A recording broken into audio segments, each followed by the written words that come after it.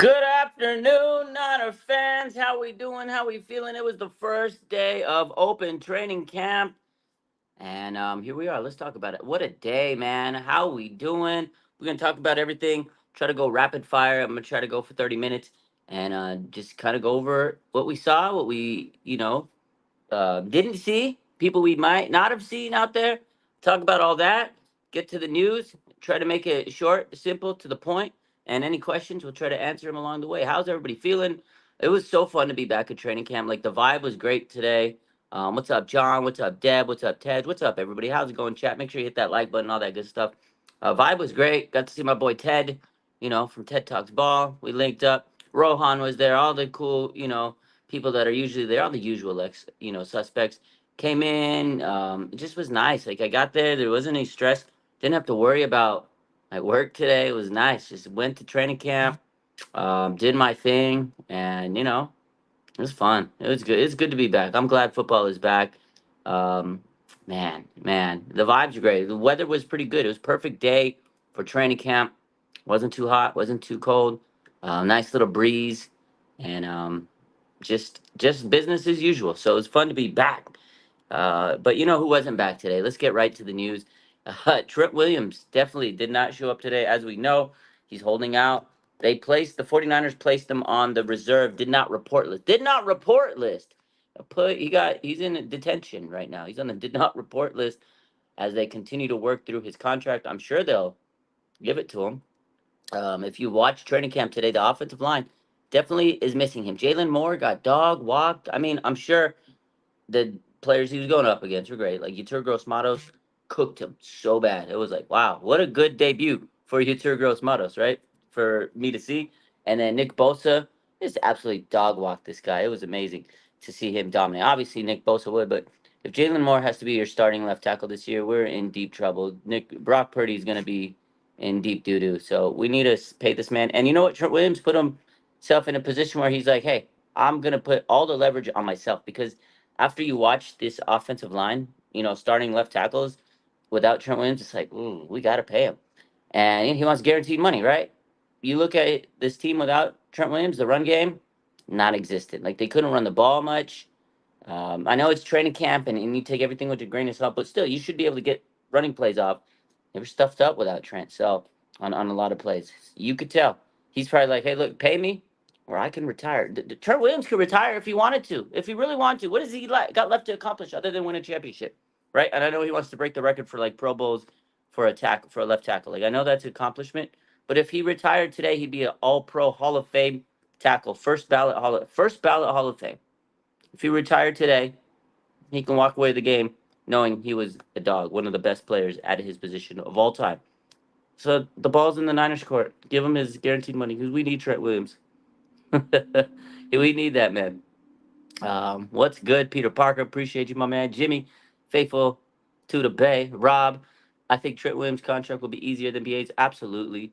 My man John says, I feel like they knew that was coming. Yeah, they did. They said they've been kind of in talks and things like that. But at the same time, I feel like Trent Williams probably saw the 49ers going through the draft and they were like, he probably said, you guys didn't draft a left tackle? Are you kidding me? Like when he saw that, he was like, on the phone with his agent, like, yo, let's get this cheddar up because they didn't even draft a tackle. He got leverage on his side. He wants more money. At the end of the day, what's he got? 1 or 2 more years left in the tank. You squeeze out as much money as you can from an organization.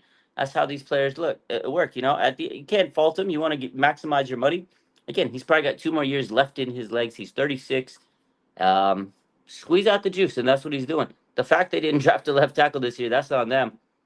But I'm sure that they'll get it done. They said this has been in the works a couple of months ago. I remember the report, and I had posted this, and people were freaking out. Oh my God, he's not going to want money because he said at some point I'm going to want some guaranteed money, and now that sometime is now. It came to fruition, so it's like, oh crap. Like I wasn't that blindsided, but I was because I just forgot about the report because I've been so busy.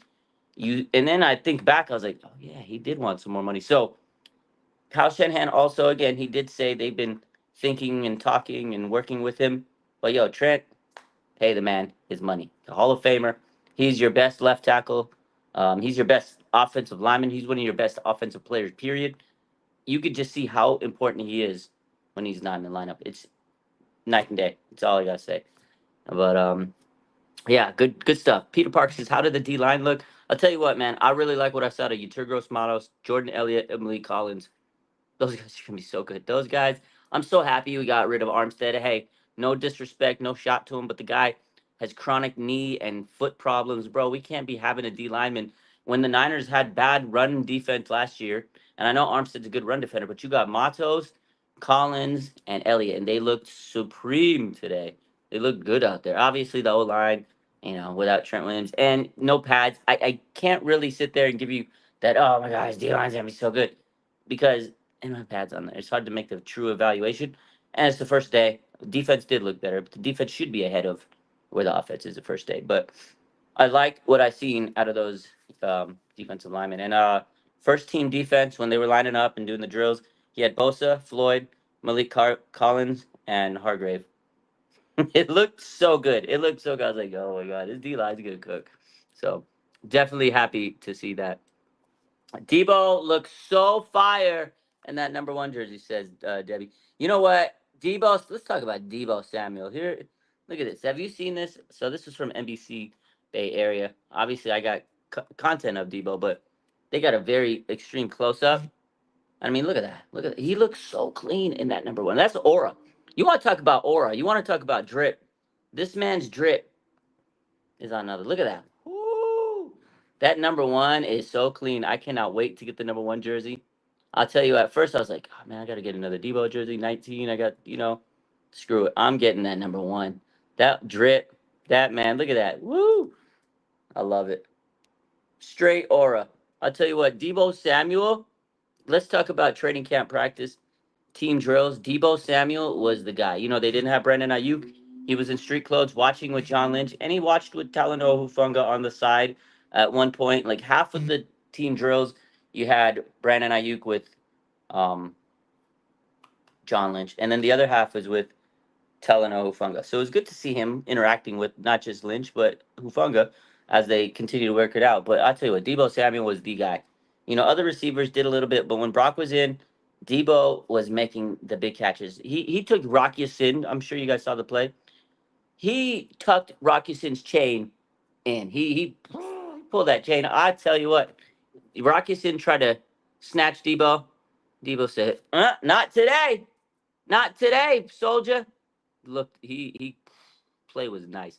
In real time, it was like bang bang, and when you saw, it was like, whoa, Debo, how did he make that catch?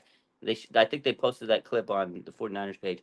Holy smokes, Rocky Sin and Debo, they had some history back in the Senior Bowl, right? Those two went one on one together, and now they're teammates. And Debo, he cooked that boy up. So, Debo was looking good today. He makes so many nice little catches, a little yak plays, little post play, little slant play. He was everywhere. Debo looks so like locked and just dialed in. Every time I was looking up and I was about to tweet what just happened, I was like, "Is that Debo? Is that Debo? Was that Debo?" Debo looked good today. He was on fire. I love what I saw at Debo today. He's just coming in with this fire in his belly. He's that guy. It's a contract year really for him. He doesn't have guaranteed money next year, right? Trent Williams doesn't have guaranteed money this year. CMC did it till he got his extension. Next year, Debo doesn't have guaranteed money. This guy's playing with fire in his belly. I don't think it's just for the money because he's a veteran. He wants to win a Super Bowl. But I love the mentality that Debo's coming in with. So definitely looked fire in that number one for many reasons, not just the aura, not just the drip. He looked good, man. Gotta love it. Gotta love that. He's really embraced that captain role. Debo became a captain, and you could just see it. He's really embraced it. Says John says Debo says, "You're all sure you need BA?" They do need him because the offense definitely wasn't like explosive. You could tell like Conley and some of those guys just didn't have it. I mean, Cowing and Ronnie Bell made some plays, but they weren't against the top units most of the time. They just couldn't get much going outside of Debo on with Brock Purdy. A lot of Debo's plays came. Brandon Allen, he made a nice little play to Debo down the side, left side, deeper play. Offense couldn't get really cooking on the first team, so they need Brandon Ayuk. They really do. They really do. My man Rob says BA contract has to take at least 2 weeks. Um, he says because the YouTube won't let me change my name again till then. Let's see. Debbie says Ronnie Bell. How did he do? So him, Jacob Cowing, and Trent Taylor, Trent Teasy, George Kittle's best friend. Keep that in mind as training camp continues to go. I'm telling you, I was telling my boy Ted, I said, look, Trent Taylor might have an automatic in on this team because of the fact he's best friends forever with George Kittle. I'm telling you, that's an in on this team. He's returning kicks. He looked okay. Returning kicks. He's done it before when he was with Cincinnati. Then we had Jacob Cowing. Punt returns didn't look too good. He got a little, he got a little too ahead of himself with the return game. And then Ronnie Bell was there. Nothing special. We've seen Ronnie Bell return kicks. So those three were returning kicks. But in the passing game, I'll tell you what, Trent Taylor had a diving catch. It was a beautiful, that was probably the play of the day on terms of offense. Beautiful diving catch. Brandon Allen throws a dart, boom, to the left side. Here comes Trent Teasy diving, and he makes it look so easy. It was a nice little pass and catch. It was nice. And then Jacob Cowing, this guy had such blazing speed. He made so many catches. I think like three nice little catches, like boom, down the sideline, boom, over the middle, takes it deep, yak. And then another little like slant and go type play, and he just used his speed afterwards. He's got burners. And then Ronnie Bell, contested catch, contested catch. I think I saw about 2 or 3 contested catches from Ronnie Bell. I mean, he was catching in traffic. They threw it in the middle, and he was making the catch. Hands were nice. So those guys are battling. You know, whoever wants that last spot in this roster in terms of wide receiver, it's gonna be a battle, man. Every day you got to bring your best. So that is a huge, huge, huge position battle to keep an eye on.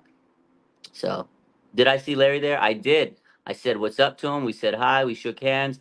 I said I did my part and went up to Larry. We got a good talk. He was in the element. It was during team drills when they were taking a break. I had to go get some water. I said, let me go check out where Larry is. Go get some water. Said what's up to him, and it was cool. It was good to see Larry. It was good to see him there. Bro was sweating now. He's sweating like a pig in a pickle. I was yelling from the back. I was like, pig in a pickle. And I was like, Larry. He was looking, and he saw me. So yeah, we saw Larry there. Who else? Who else we got to talk about? Oh, Ricky Pearsall. Ignis says, I want to see Ricky Pearsall play. Everybody wants to see Ricky Pearsall play. This was Ricky today. He was off on the side field, and he was testing out the hamstring. He was running on the side. Looked good. He was running about 70 to 80%, full capacity there. He wasn't running 100%, giving it 100, but he was out there doing his thing. Here's a little clip of Ricky running. Look at that boy. Look at that white boy run. Look at that guy run. He was looking like he was running fine. He didn't show any indication of pain there. Good to see. He did that for quite a long time. He was doing that, and then once they started team drills, he moved to like the further part, and he was running even further, and he was like zigging and zagging, running some more complicated type running drills. So it was good. Ricky Pearsall definitely progressing through his rehab. Hopefully he should be back next week. You know, Kyle Shanahan said it's a minor type of issue with his hamstring. So he, as you saw, was running. He looked pretty good. So Raj sweating like a pig in a pickle. I wasn't sweating.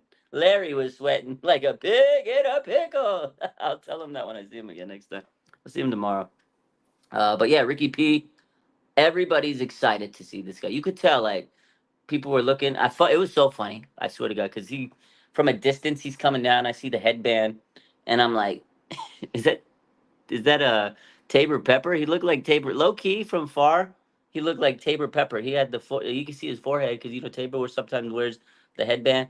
I was like, is that Tabor Pepper? And I was like, no, that's Ricky Purcell. And then Rohan's like, yeah, that's Ricky Purcell. And then he pulls up, and I was like, oh, we gotta pull everybody fucking pull their cameras out, because like up where we're at is like content creator row. Got Rohan and John Chapman, and then Brad's on this side. Everybody's there pulling out their phones. Oh, is that Ricky P? And yeah, everybody's excited to see. You could tell, even all the fans that we were sitting with, all the other fans are like, "Oh, Ricky Parcell, I can't wait for him to play." People are hyped on Ricky. They want to see him. They want to see this guy. So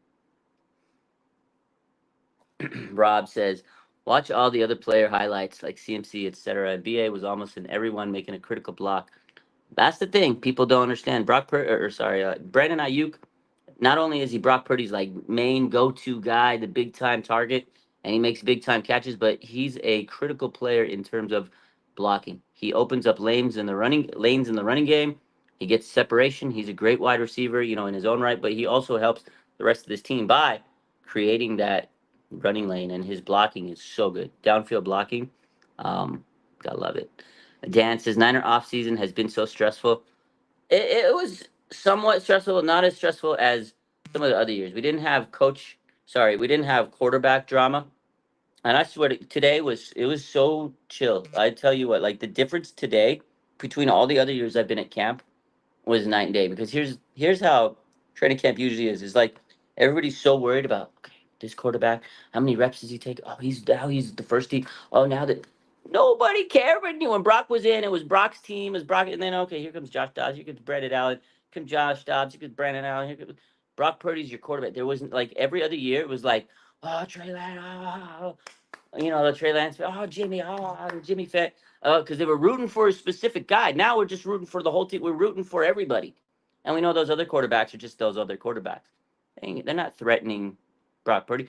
It's nice to have a franchise quarterback, is what I'm saying. And it was nice to see, like the vibe. It just was such a different vibe this year. It was like you go back, this is your team, this is your quarterback, this is your offense. Now we just need wide receiver Brandon Ayuk and left tackle Trent Williams. We need those two guys because it was different without them, just because the offense wasn't as effective as it could be. But so nice not having any issues with quarterbacks this offseason. I didn't mind it. Yeah, the drama with Brandon Ayuk was stressful, but overall, I feel like compared to the other years, because I post Niner content pretty much every day in the offseason, I wasn't stressed out this. I really was. I was so low key. I took time off. I was resting. I didn't care what was going on in Ninerland for certain weeks because there wasn't nothing going on. So it was nice, and there wasn't as much drama as usual. Usually, it's like, well, quarterback. Oh my God, we got this injury. We got rehab. We got this. Is he gonna be healthy? Is Jimmy gonna be healthy? Is Trey gonna be healthy? None of that stuff. So good stuff this season. And so far, training camp is off to a rip roaring start. You know who else is off to a rip roaring start? We got to get to this guy, Malik Mustafa, the rookie, the safety, super safety. He's turning head. It's day 2 of training camp, day 1 of open practice. This guy's turning heads already turning cut heads. I'll tell you what, man. This guy is jacked. He's a great tackler, but more than that, and Nick Sorensen, I want to play the clip. His DC, he talked about how he has great instincts. So far in 2 days, I know yesterday he had an interception, according to the reporters. Today he almost had another interception. It was a PBU. He skied towards the ball, undercut a pass that was intended to Jennings, and he just got right under it. I was like, woo! Could have been a pick. PBU. They better show this highlight on 49ers.com today because this play was absolutely. I was like, wow, is that Mustafa? He's good. He's so good, man. I love this guy. I think he's going to be great. Let's take a look. How have you seen that Mustafa carry over what he did in the offseason to the first couple of days here? He's really, you could tell he's been studying, been working on it. It's not really like hesitant at all in the communications and his being comfortable just in what he's doing back there, how he's communicating. You didn't see him do as many things in the post. He had a nice pick out of the post, yesterday. He's just got good natural football instincts, but what we knew about him is that he cared. He did a lot of things, and I think the next thing that's going to show up for him is a good tackler. He's really physical. That's the stuff you haven't seen so far because, the stuff in the offseason, it was seeing this. Is he, he's a big dude. Like, he's swole. He's, like, strong. But he's got that mobility. He's got some flexibility, and he moves really well, too. So to see that he's got the movement skill to go along, you could see that he cares. He's put the time into it just because how he's communicating out there and moving around. That's absolutely correct. You could see the fluidity out there in his movements. You could see the instincts. Like I didn't realize how good of a actual cover, instincts he has. He's pretty good. Again, it was nice. I was like, whoa, he was skying towards the ball. He's kind of a ball hawk. I love it. This guy's a little steal. This guy might be a little gem that they drafted. So I love to see it. And this is the thing. They needed a guy that could really help out and step in for the early part of the season because you can't really think that a rookie is going to be able to last and be so effective as the season goes. Because towards the end of the season, they hit that rookie wall. The endurance, right? Playing 17-game season, the NFL is crazy, much more grueling than playing a college season. No, I'm not saying college football is not grueling, but as we know, it's not as grueling as the big leagues, right? And Malik Mustafa, he could probably come in, and if Hufanga is still, slow to get rolling, you have him in there. Or if Hufunga's still healthy and ready to go, you could actually add Mustafa in there, and he could take some plays off. Hufunga could take some plays off. So it's a good problem to have. That this guy's really good, and Jair Brown is really looking good. So it's nice, man. Hufunga, Jair Brown, Malik Mustafa. It's great, man. And again, Mustafa already. It's so early. He's turning heads. He is absolutely turning heads, and that's a good thing. It's a good day. He looks like a really solid, strong rookie, and I love to see it. So he's been a standout. I'm going to continue to keep an eye out. Remember yesterday we asked the question, who should I keep an eye on? And I was Mustafa's one of them. Thank you guys, because I made sure to keep an eye on him, and he just looks dialed in. Again, he's a big dude. He's jacked. You guys seen the pictures he posted on his Instagram, bro? He's got more muscles than I could ever imagine. It's unbelievable. He is absolutely locked and loaded. So cool to see him. Ignis says we might have the best safety core. I don't know the best, but we have a good young tandem, Jair Brown and Malik Mustafa. And I mean, it's not like Hufunga's old guy. So yeah, we have a really solid trio at safety there. We got some other guys there, Taylor Hawkins, etc. But um, these are the guys. These are the guys. All right. So good stuff. Mini Greenlaw is going crazy in camp, says Dan. Mini Greenlaw, is that what we're calling him? I like that. I like that. Mini Greenlaw. He's a beast, man. He's got that energy. He does have like that Greenlaw energy. Um, Speaking of Greenlaw, as we know, linebacker is a position up for that's a lot of potential, a lot of talent on this roster. D Winners, Jalen, Graham, who D Winners yesterday, Kyle Shanahan was singing his praises. So keeping an eye on them. They look really good out there. The linebackers just fly into the ball. That's what they do. All of them fly to the ball. So we'll continue to keep an eye on them. Devondre Campbell, most likely your starting linebacker in the absence of Dre Greenlaw. But keep an eye on these youngsters. Keep an eye on these youngsters. They're good. They fly. They fly. So it's good to see that. Who else do we got to talk about? Let's take a look at some of the notes and things of that nature. Brandon Staley today. He was out there coaching the secondary for a lot of the portions of the time. He's the assistant head coach there, and he's also kind of like Nick Sorensen's assistant DC, and he's going to help him along the way. Brandon Staley was all over the place. He was really focusing first on the secondary, but I saw him going around. I kind of, the more I think about it, I kind of like the idea of Brandon Staley with the 49ers. I know he's not a head coach, a successful head coach, and we were all like, oh my God, but I kind of like this guy. I feel like he's a good veteran coach. I think he's going to come in and command some respect. I think he already has. Nick Sorensen still learning the ropes. It's good to have two guys that can, shoot some ideas off each other. I don't know. I wasn't a fan of it early, but seeing it in live action, I kind of understood, the logic behind it. And I was like, this might actually work. I kind of like what I saw out of Brandon Staley today, coaching up the young dogs, all the secondary. I saw Renardo Green and him working a lot. Renardo Green, another guy to keep an eye on. Like what I saw out of him today too. So good stuff. Good, I don't know. Niners just have a good vibe to them this year, and uh, you know, everybody was excited. The team looked refreshed. The team just looked happy to be out there. Obviously, Brandon Ayuk is the only guy that really needed to be in the lineup and playing. That was out there. That could be there. Hopefully, he gets that contract situated soon. And then Trent Williams, let's hope he reports and signs that contract. So.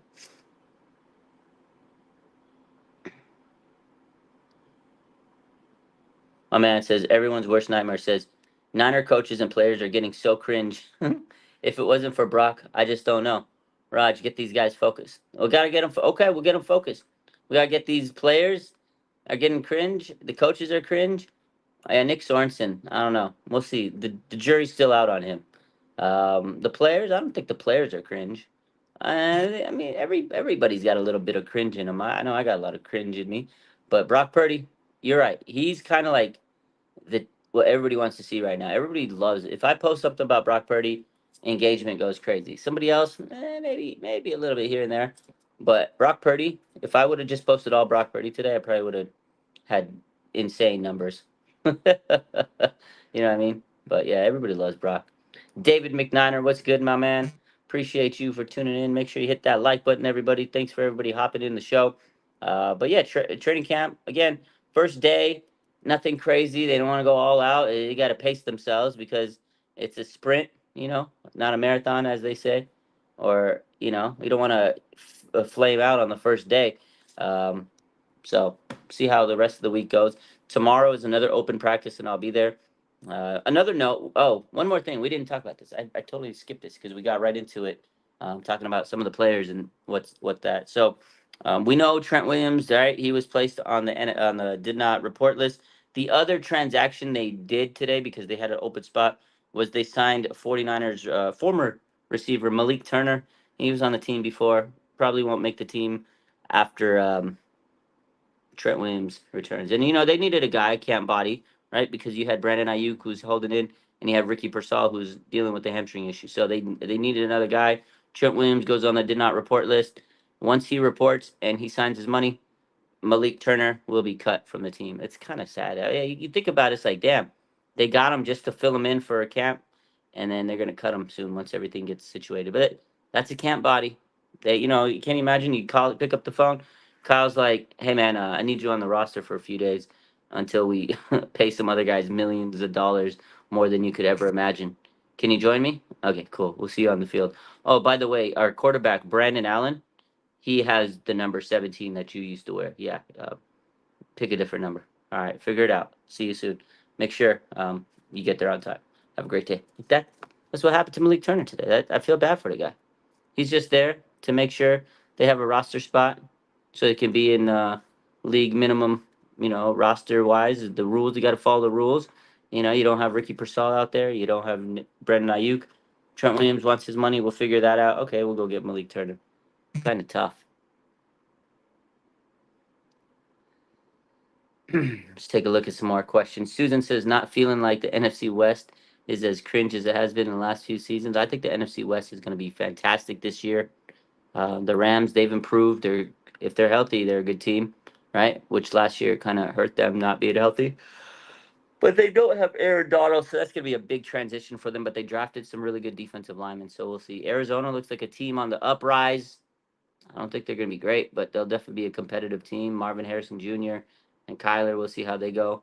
And who else they got? The Seattle Seahawks. They're always, in contention. We'll see how far they can go with their quarterback situation, Geno Smith. They got a new head coach. No more Pete Carroll. Crazy. Times have changed out in Seattle. Let's see. Debbie says Nick Bosa. He looked good today. He looked like Nick Bosa. It was nice to see Nick Bosa on the first day of training camp, because last year we didn't have Nick Bosa. And today, we saw Nicholas John Bosa. He was there, and he looked good. He looked disruptive. He had there was one play where he if it would have been like if it would have been a game situation where they let him roll and hit the quarterback stuff, he would have had a sack early on, and it was against Jalen Moore, and he ate that boy up. Nick Bosa looked good today, though. He definitely looked like he was ready to rock and roll.